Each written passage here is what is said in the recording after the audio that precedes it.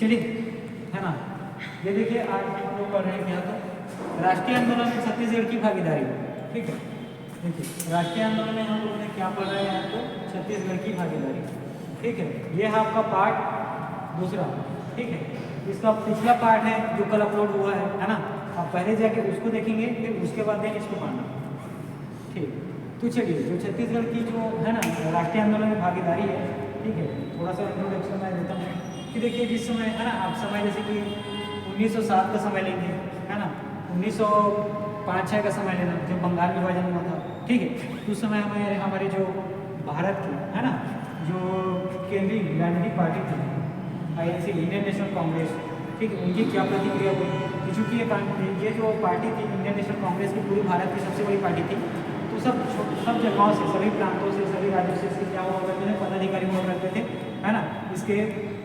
ठीक है, इससे पदाधिकारी हुआ करते थे, इसके राजनेता हुआ करते थे। ठीक है, उन सभी से मिलकर क्या बना था, तो एक केंद्रीय पार्टी बनी। तो ज़्यादातर यहाँ पे होगा क्या वो पढ़ेंगे।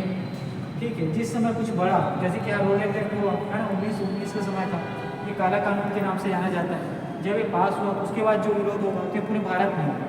ठीक है, तो पूरे भारत के साथ हमारे छत्तीसगढ़ भी उसी में आता है। तो छत्तीसगढ़ में उस जो रोलेक्ट एक्ट पास हुआ, रोलेक्ट एक्ट जब पास हुआ है ना, पास हुआ तो उसकी प्रतिक्रिया क्या रही जो छत्तीसगढ़ में उस समय के जो कांग्रेस के है ना, जो कांग्रेस के और साथ में कुछ क्षेत्रीय जो राजनीतिक दल थे उनके द्वारा। ठीक है, इन सब चीज़ों को पढ़ेंगे। जैसे कि माल बाजार सम्मेलन देखना है यहाँ पे, होम रूल आंदोलन, जो होम रूल आंदोलन हो रहा था है ना, किनके द्वारा किया जा रहा था भारत में, तो तिलक और इनोवेशन के द्वारा। ठीक है, तो इस समय जो है होम रूल आंदोलन को भारत में किया गया है।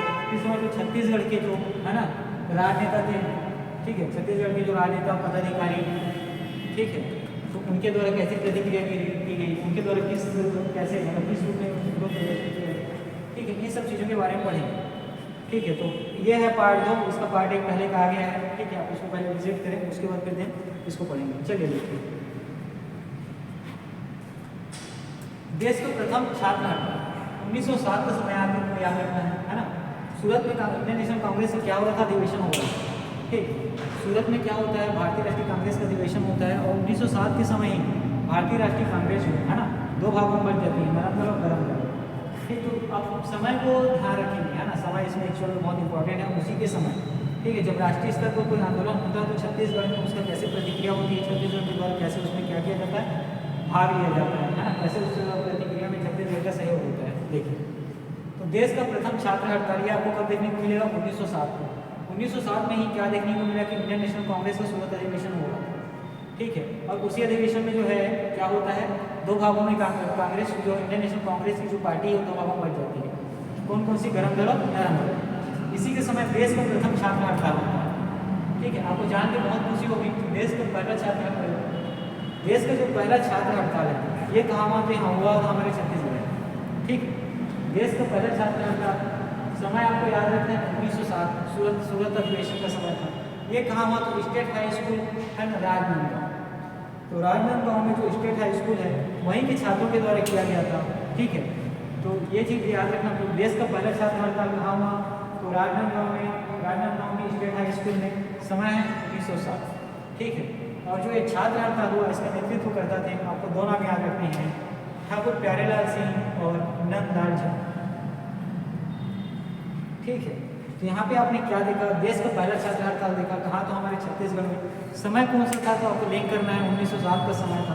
कहाँ हुआ, तो राजनांदगांव में। और राजनांदगांव में कहाँ पर, तो स्टेट हाई स्कूल है ना, स्टेट हाई स्कूल के जो छात्र हैं उनके माध्यम से किया गया था। और इस जो देश का पहला जो छात्र हड़ताल या आंदोलन हुआ, इसके नेतृत्वकर्ता का नाम है ठाकुर प्यारेलाल और नंदलाल झा। ठीक है, और क्या नाम याद रखना है आपको, नंदलाल झा। यह वही देश के छात्र हड़ताल के बारे में है ना, देश के पहले छात्र हड़ताल। ठीक, चलिए और आगे बढ़ते हैं, देखते हैं है ना। इसी समय याद रखना 1907 का समय। उसके बाद आगे देखते हैं तो 1909। ठीक है, यहाँ पे देखिए सरस्वती पुस्तकालय की स्थापना कब की गई, तो 1909। ठीक है, पहला वाला चीज़ आपको याद रखना है, देश का प्रथम छात्र हड़ताल कब हुआ, तो आपको याद रखना है, इंपॉर्टेंट है। सन आपको याद रखना है कि 1907 में हुआ था। कहाँ हुआ था, तो स्टेट हाई स्कूल राजनांदगांव। ठीक है, 2 चीज़ें आपको याद रखनी है। सरस्वती पुस्तकालय की जो स्थापना हुई, ठीक है, ये कब हुई, तो देश जो हमारे छत्तीसगढ़ में जो पहले छात्र हड़ताल हुआ था, है ना, उसके 2 साल बाद, तो समय कौन सा है, 1909। ठीक है, सरस्वती पुस्तकालय की स्थापना कब हुई, तो 1909 को हुई। आपको एक चीज़ याद रखना है, कहाँ हुई, तो दूसरा याद रखना है, दूसरी चीज़ है ग्रामीण। ठीक है, देखिए यहाँ पे सरस्वती पुस्तकालय की स्थापना और साथ में देश का प्रथम छात्र था, ये कहाँ देखने को मिलेगा, तो दोनों आपको देखने को मिलेगा राजनांदगांव। ठीक है, अच्छा, इसका उद्देश्य मेन क्या है, जो राष्ट्रीय भावना है ना, राष्ट्रीय भावना जो जिस हिसाब से केंद्रीय जो कांग्रेस पार्टी उस समय INC है ना, वो जिस हिसाब से राष्ट्रीय भावना के साथ देश को आज़ाद कराने के लिए साथ में जो इनके द्वारा जो कानून पास किया जा रहा था, कुछ आंदोलन हो रहा था, कुछ नई चीज़ें किए जा रहा था, जो भारत की अखंडता है ना, अखंडता और एकता को क्या कर रहा था, ठीक है, उसके अगेंस्ट काम कर रहा था, तो उनके विरोध में जो प्रदर्शन किए जा रहे थे। तो देखिए सरस्वती पुस्तकालय की स्थापना हुई कब, तो 1909 में। कहाँ हुई, तो याद रखना है राजनांदगांव में। और इसके भी संस्थापक का नाम आपको याद रखना है, सरस्वती पुस्तकालय के संस्थापक का नाम ठाकुर प्यारेलाल सिंह। इंपॉर्टेंट है, तो पूछा जाएगा। ठीक है, सरस्वती पुस्तकालय की जो स्थापना है ना, किसने की, तो आपको नाम याद रखना है, ठाकुर प्यारेलाल सिंह। ठीक है, और सरस्वती पुस्तकालय की स्थापना में ठाकुर प्यारेलाल सिंह के सहयोगी थे राजूलाल शर्मा और छविलाल चौबे। दो नाम आपको याद रखना है, राजू है ना, राजूलाल शर्मा और छविलाल चौबे। ठीक, सरस्वती पुस्तकालय की स्थापना के समय जो सहयोगी थे, है ना, प्यारेलाल सिंह के नाम है ठाकुर राजूलाल शर्मा और छविलाल चौबे। ठीक, और जो सरस्वती पुस्तकालय जो आंदोलन हो रहा था, ठीक है, या स्थापना किया गया था, ठीक है, सरस्वती पुस्तकालय स्थापना जो किया गया था, इसका उद्देश्य क्या था, जो आंदोलन हो रहे थे, है ना, जो विरोध प्रदर्शन किए जा रहे थे, इसमें क्या करना, राष्ट्रीय भावना को प्रेरित करना। राष्ट्रीय भावना को प्रेरित करने का मतलब राष्ट्रीय भावना को जगाना। ठीक है, इसका मुख्य उद्देश्य आपने यहाँ पे देखा कि सरस्वती पुस्तकालय की स्थापना हुई 1909 में, राजनांदगांव में स्थापना किया गया था ठाकुर प्यारेलाल सिंह के द्वारा। और जो सरस्वती पुस्तकालय की स्थापना क्यों किया गया, क्योंकि जो राष्ट्रीय भावना थी उसको जगाने के लिए किया गया था। ठीक है, इसके पहले का समझ में वो सब पहले जाएंगे 1907 में क्या देखने को मिलेगा, इसी स्थान पे संस्थापक भी वही है ना, मतलब नेतृत्वकर्ता भी वही थे, छात्र हड़ताल को देखने को मिलेगा। ठीक है, अब ये हो गई बात इसके बारे में, तो सरस्वती पुस्तकालय की स्थापना से संबंधित। चलिए आगे बढ़ते हैं और देखते हैं यहाँ पे माल गुजार सम्मेलन। ठीक है, माल गुजार सम्मेलन से आप क्या समझ रहे हैं। ठीक है, माल गुजार सम्मेलन, ठीक है, इसमें क्या करते थे, व्यवसायी थे, है ना, व्यवसाय जो व्यापार करते थे। ठीक है, ये अपने माल मतलब जो है ना, क्या करते थे, अपने सामानों को, है ना, माल गुजार में क्या है, जो सामान है ना, वस्तु है, उनको क्या करते थे, क्रय विक्रय का काम करते थे। ठीक है, तो इनको एक स्थान से दूसरे स्थान पे जाना पड़ता था।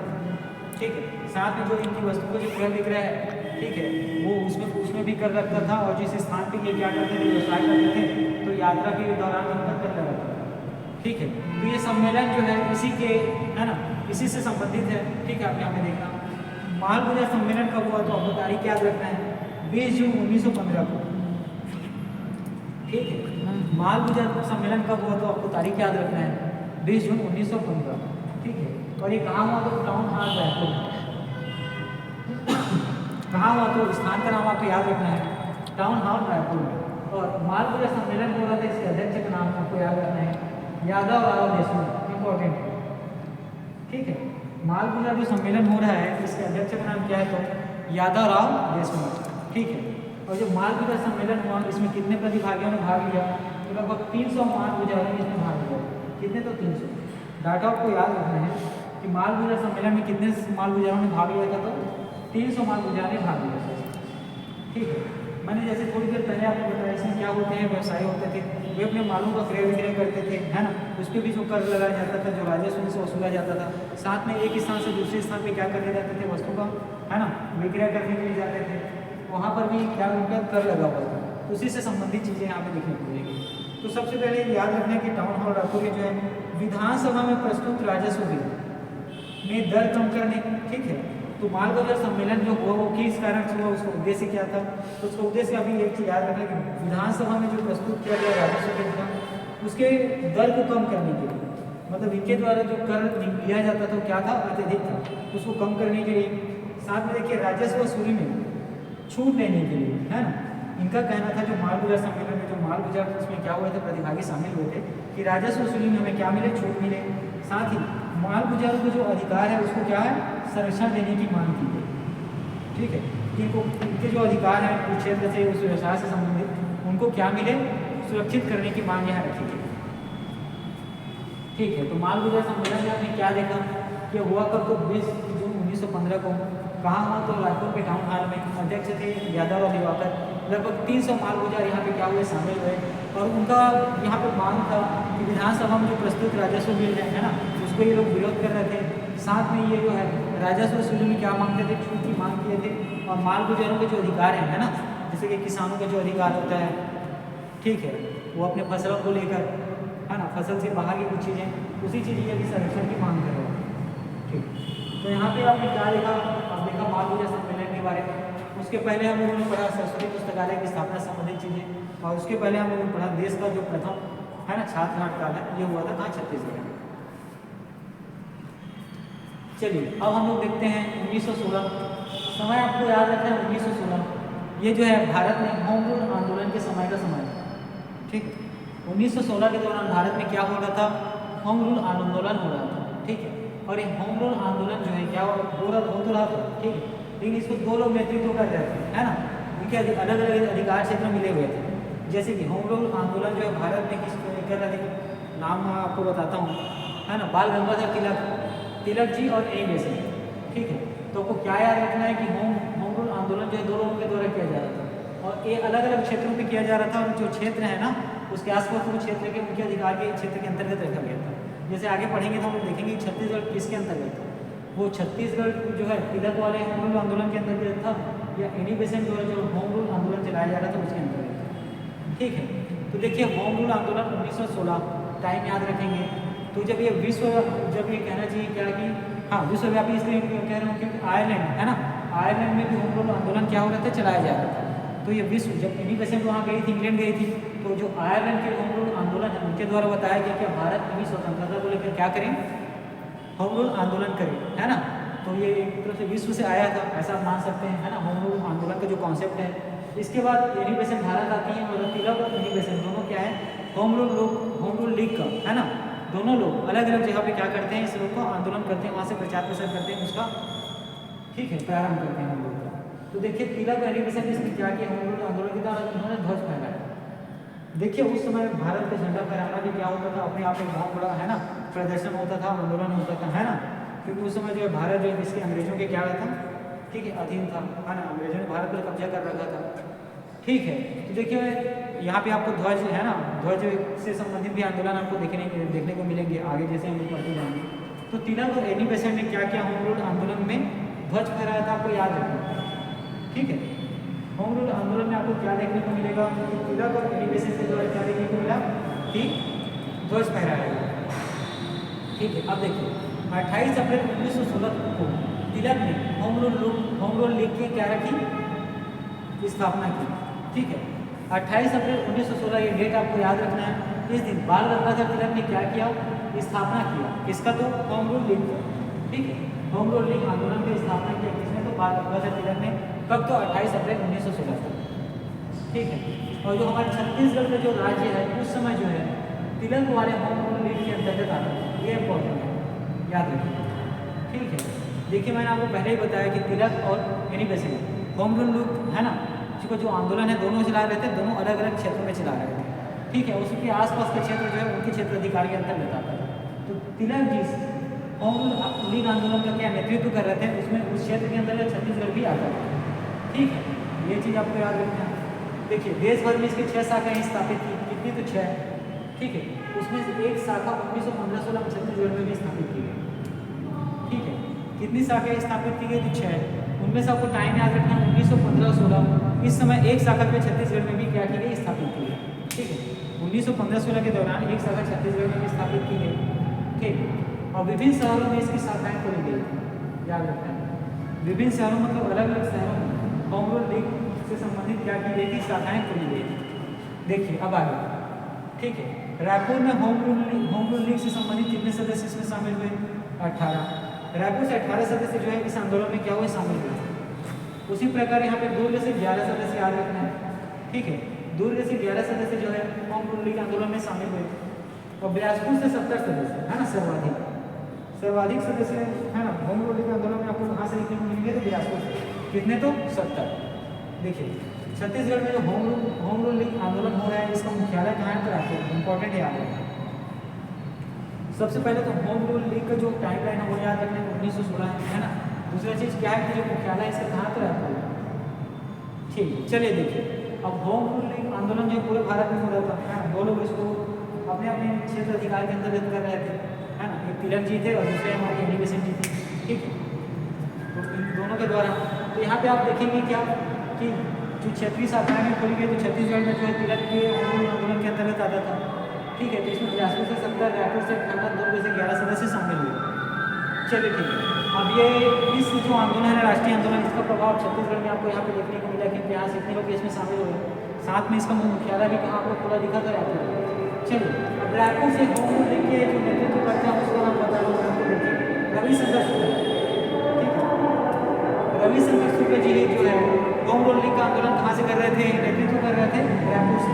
और इसमें उनके सहयोगी थे मूलचंद बागड़ी, नारायण राव मेघावाले और माधवराव सप्रे। ठीक है, आपको होम रूल लीग का आंदोलन जो रायपुर से है ना, रायपुर से आपको देखने को मिलेगा। इसमें नेतृत्व कर रहे थे पंडित रविशंकर शुक्ल और इसमें सहयोगी थे रविशंकर शुक्ल जी के सहयोगी थे मूलचंद बागड़ी, लक्ष्मण राव और माधवराव सप्रे। ये कहाँ हो रहा था, रायपुर में। ठीक है, अब चलिए हम लोग आगे बढ़ते हैं, देखते हैं बिलासपुर शहर।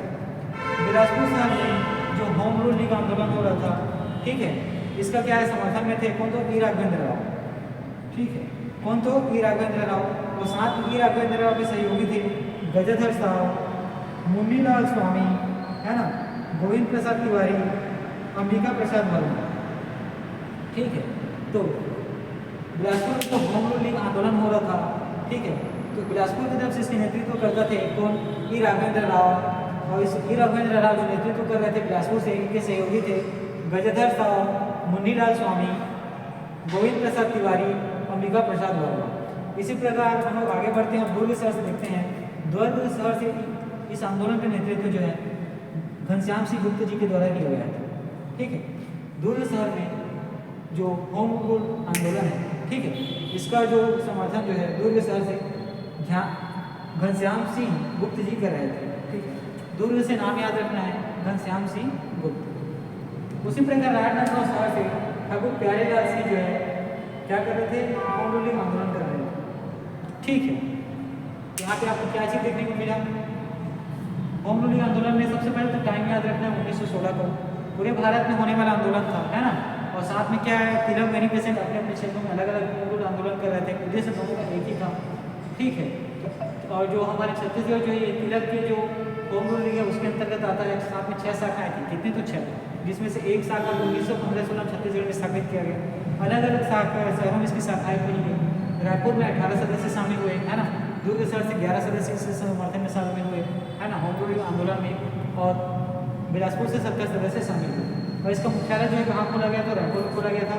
रायपुर से इसके नेतृत्व कर रहे थे रविशंकर शुक्ल और साथ ही उनके सहयोगी मूलचंद बागड़ी, लक्ष्मण राव मेघावाले, ठीक है, माधवराव सप्रे।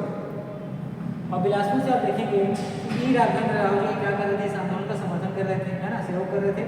और ई राघवेंद्र राव इसके नेतृत्व करते थे, सहयोग कर रहे थे गजधर साहब, मुन्नीलाल स्वामी, गोविंद प्रसाद तिवारी, अंबिका प्रसाद वर्मा। उसी प्रकार दुर्ग शहर आप याद रखेंगे, यहाँ से घनश्याम सिंह गुप्त का नाम याद रखना। इन्होंने क्या किया था, इस आंदोलन में क्या किए थे, शामिल हुए थे, है ना। उसका वो जो है घनश्याम सिंह गुप्त जो है दुर्ग शहर से नेतृत्व कर रहे थे। उसी प्रकार राजनांदगांव से ठाकुर प्यारेलाल सिंह जी क्या कर रहे थे, नेतृत्व कर रहे थे। ये कोई बातें हुई होम रूलिंग आंदोलन 1916 से संबंधित। ठीक है, विश्वव्यापी था क्योंकि छत्तीसगढ़ से भी इसमें सदस्य शामिल थे, है ना। तो इसका छत्तीसगढ़ के लोगों के द्वारा, राजनेता के द्वारा, पदाधिकारियों के द्वारा जो सहयोग दिया गया, है ना, राष्ट्रीय आंदोलन में, उसके बारे में क्या थी, उनकी भागीदारी के बारे में। ठीक, चलिए अब हम लोग आगे बढ़ते हैं और पढ़ेंगे अब क्या, अछूतोद्धार कार्यक्रम।